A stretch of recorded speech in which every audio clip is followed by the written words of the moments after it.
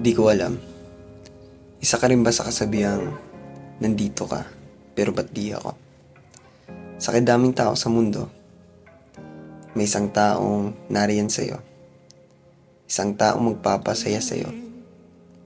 Isang taong magpaparamdam sa'yo na pwede maging iyo.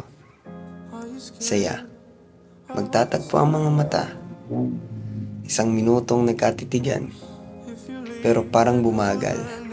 Ang ilang oras ang dumaan. Lahat ay tumigil.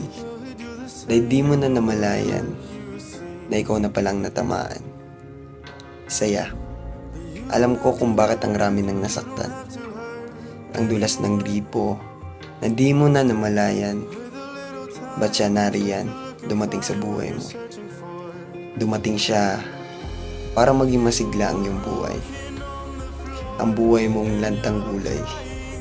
Pag-ibig daw, sabi niya ng iba. Tipong di kayo, pero ang saya dahil naging parte rin siya ng buhay mo. Yung di kayo, pero umaasa ka, balang araw magiging iyo. Pero isang sitwasyon pala sa buhay natin na hindi natin aakalain.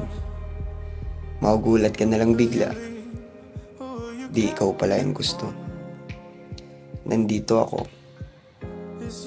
Ba't di ako?